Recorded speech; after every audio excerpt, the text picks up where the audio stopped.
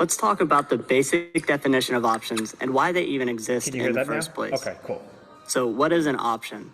An option is a contract that you can purchase that gives you the right to buy or sell stock at an agreed price on or before a particular date. Now, you can also sell an option contract where you would be selling this right to someone and collecting a premium for it. Okay, I'm sure that sounded very confusing, especially if this is new to you, but just bear with me as we get through a few more definitions.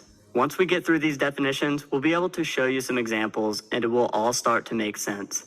But go ahead and take notes and write down these definitions so you can refer back to them during the rest of this course if you need to. Okay, there are two types of options, calls and puts. A call option gives the option holder the right, but not the obligation, to buy shares of stock at an agreed upon price on or before a particular date. And a put option is the same thing, except it gives the option holder the right to sell shares of stock at an agreed upon price on or before a particular date. And the agreed upon price is what we refer to as the strike price, and the particular date is what we refer to as the option's expiration date. Now, we got those out of the way, but in layman's terms, let's say you bought a call option, so you are the option holder, and the strike price of this call option is $120, and it expires in 30 days. Owning this call option will allow you to purchase the stock at $120 anytime during the next 30 days, no matter where the stock goes. So if the stock goes up to $135 within the next 30 days, then fortunately for you, you own a call option that allows you to buy stock at $120, even though the stock is currently trading at $135. Now, instead of a call, let's say you bought a put option with a strike price of $120 that expires in 30 days. This will allow you to sell the stock at $120 anytime during the next 30 days, no matter where the stock goes. This is cool because what if the stock tanks down to $100 per share? Well, you own a put option that gives you the right to sell stock at $120, even though the current market value is $100. So you have a much better sale price than if you were to just sell stock at the current market value. Okay, simple enough. But why might someone actually want to purchase an option? First, we're going to explain to you why you might want to buy a put option, which, if you remember, would give you the right to sell stock at a certain price on or before a particular date. And let's put this in terms anyone can understand. Let's say you just bought your dream car. You just bought a new Ferrari. And to protect this Ferrari, you're going to need insurance. So you go to Flo from Progressive and you purchase insurance. This financially protects your new Ferrari in case you get into a crash. And this is the exact same concept as options. Now, instead of a car enthusiast, let's say you are an investor and you just bought 100 shares of XYZ stock at $125 per share. So the total cost of this investment is $12,500. We all know that stock prices fluctuate and stocks can even go to zero if something catastrophic happens. So your total risk on this investment is technically $12,500. Now, just like we purchased insurance on the Ferrari, we can also purchase insurance on this investment. We would do this by purchasing an option contract. Specifically in this example, we would purchase what is called a put option. By definition, buying a put option gives us the right, but not the obligation, to sell stock at an agreed upon price on or before a particular date. Now, let's recap. You own stock and you want to buy insurance on that stock investment. So you buy a put option. Simple enough, right? Now, if you bought an option, someone had to have sold it to you. But who?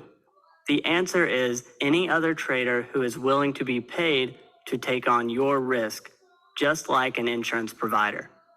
That's the basic idea of options. An investor has risk, but he's willing to pay someone to take away his risk. And the person who gets paid now assumes that investor's risk. Now, let's look at a real example. You bought $12,500 worth of XYZ stock, and you also purchased a put option as insurance. The price of this insurance is going to be determined by several factors and you're going to learn about these factors in Chapter 3. For now, let's just say you had to pay $500 for this put option, and this gives you full coverage insurance for the next 30 days. Now, let's look at two different scenarios. In the first scenario, after you buy the stock and the put option, the stock price goes from $125 per share up to $132 per share.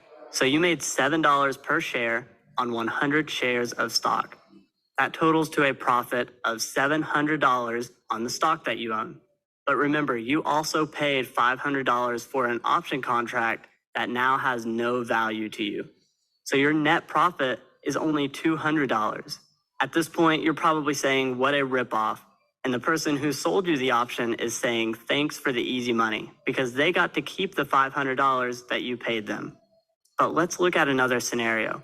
Now, in this scenario, rather than the stock price going up, let's say the stock price goes down to $113 per share. So the stock's share price is now $12 cheaper than where you initially bought it.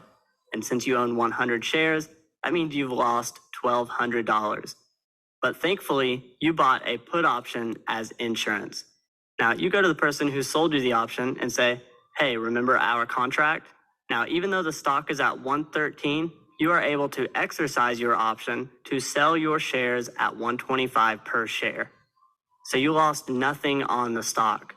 Your only loss in this scenario is the $500 you paid for the put option, much better than the $1,200 that you would have lost if you did not purchase this option contract. Now remember, the person who sold you the option had an agreement with you. They were obligated to purchase your shares from you at $125 per share.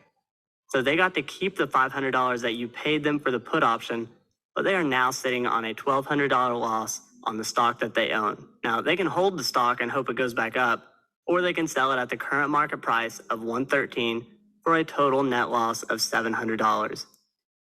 So that's all options are, guys. They're simply insurance for an investor. That's why they even exist in the first place. So a few thoughts may be running through your head at this point. You might be saying, but I don't want to buy insurance on my stock portfolio. Or maybe you don't even own any stocks and you're hoping to just learn option strategies that you can trade with very little capital without ever even touching the stock. And you can. That's the cool thing about options. You don't have to own stock to trade them. You can actually just trade the fluctuating option prices with your brokerage account, just like you can trade stock. But we just had to lay the framework because understanding how options relate to insurance is crucial for you to understand how options are priced, which we're going to cover in Chapter 3.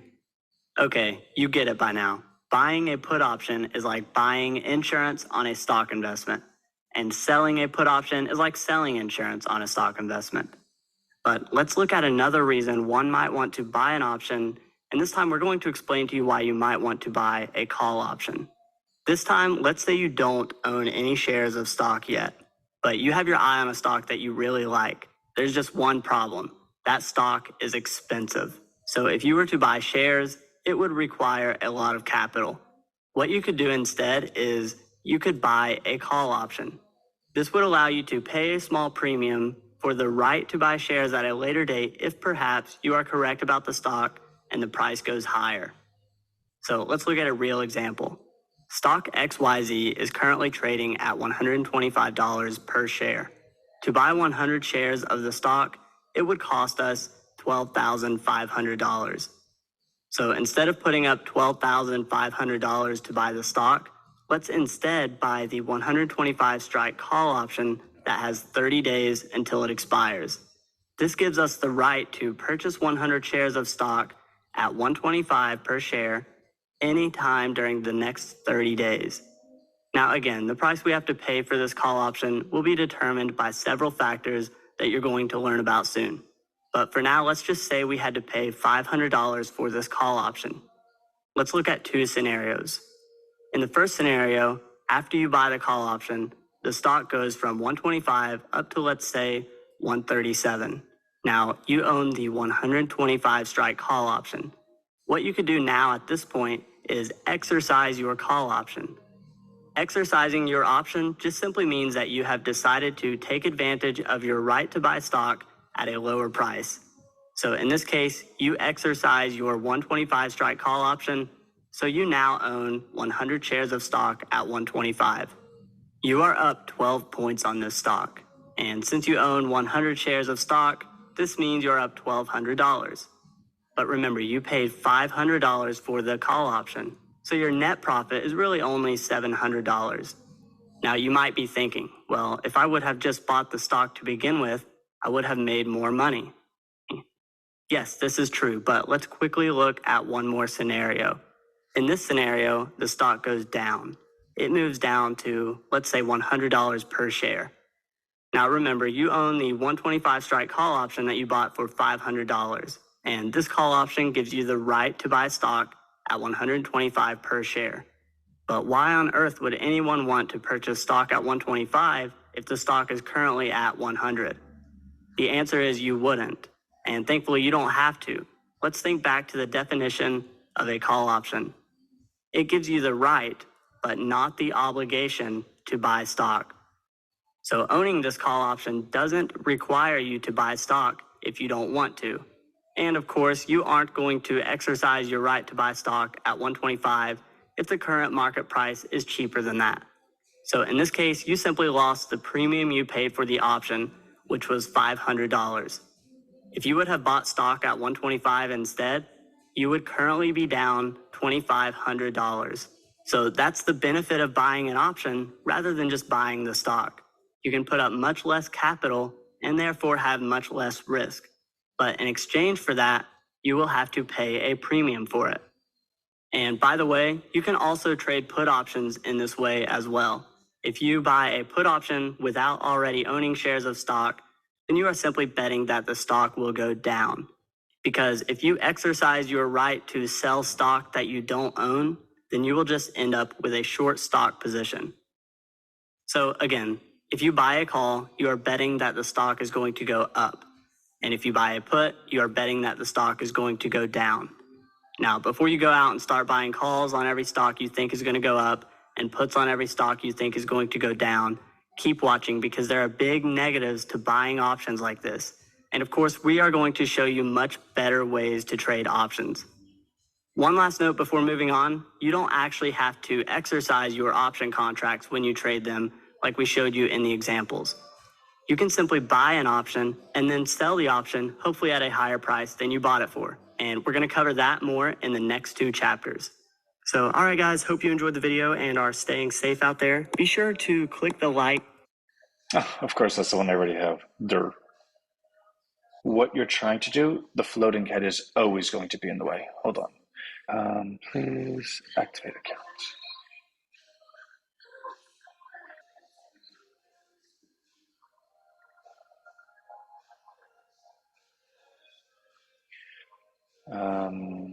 Okay. Let's just go to products, right? Okay. And I do know that I just signed up in front of you. It's not that I don't have an account, I obviously do, but this is recorded. And like I said, we're applying it to, we're building this program as if you were from Mars. So I want you to see how I just did that in case you don't have one, right? Now, where is what I'm looking for?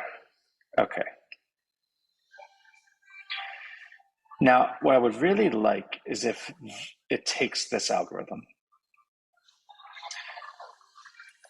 If it doesn't, then I still have to continue upgrading it to the version 4 and 5. So let's go to Pine Editor, right?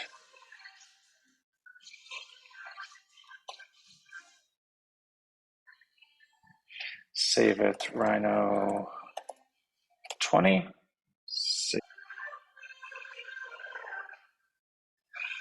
Oh, I think we got it. So maybe it does work. Hold on, that would be super cool. So let's find one. So let's do DG, right? Because we know that that obviously hit. Oh my God, it does work. Ah. This is so exciting. I'm like beyond right now.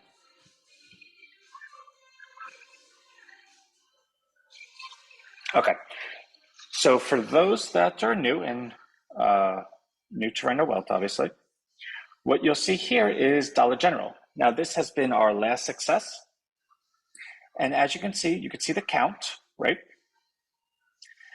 And what, oh, we have to do the red and green. So like I said, those indicators are actually here. It's kind of been like a little secret I've kept. But the first one, the red, is this one, and the green is this one. Now everyone knows my secret. Okay. So what you'll see is, okay, so now Dollar General, we don't know from anything. We know it's a store, it has dollar products, cool, right? But you could see the count because we put the algorithm in.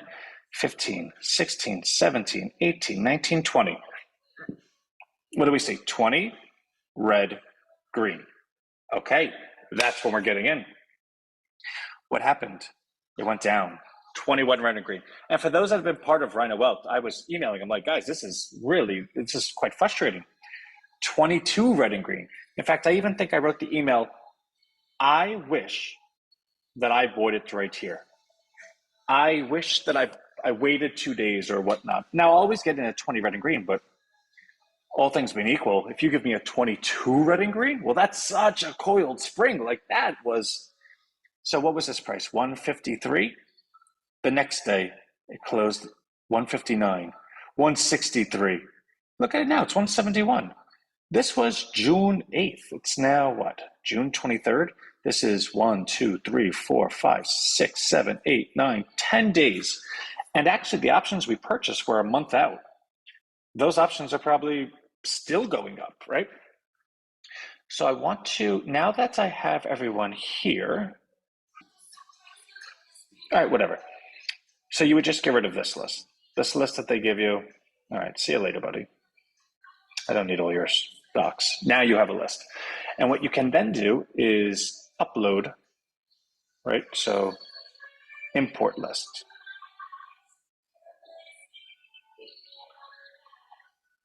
I have to get a plan just to import stocks.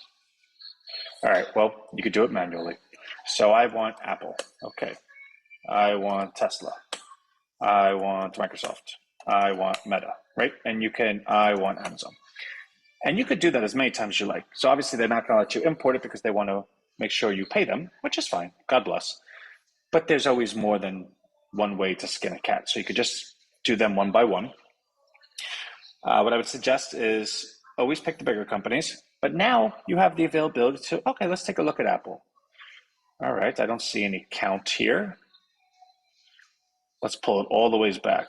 Did it ever have a count? Did it ever get like overdone or? Okay, I'm starting to see some numbers. Let's check it out. What's going on over there? It got to a 14 red and green and then popped up. Oh man, well, has it ever gotten to like a 20 or something? Actually, Tesla probably did because it's been a little volatile. Let's see.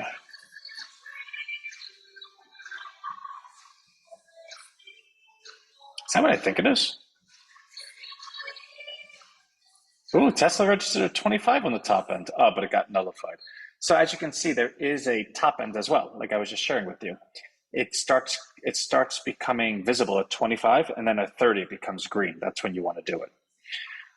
Wow, Tesla's been doing that good, huh? Let's take a look at this. 17 red and green. Well, people like Tesla a lot. Boom, right? What about this? It got 18. Ooh, 18 red and green. Boom. So you could play with it, go to a whole bunch of different. I will edit the video. I'll put the algorithm in the email. I'm going to send this out to you. And then this weekend, I'll send out an email prepping everyone for Monday. Again, no obligation, but we are personally going to put $300 in our stock account. We believe that that's a fair starting point. If I went ahead and put in $10,000, people in the group would say, well, Ant, I don't have $10,000 to go put in. Your results are not my results. It's different. And I don't have 10,000, right? But the point being, I do think everyone can find $300. Now, you don't need to volunteer the information to me. I don't need to know if you have $300 in your account. That's a you thing.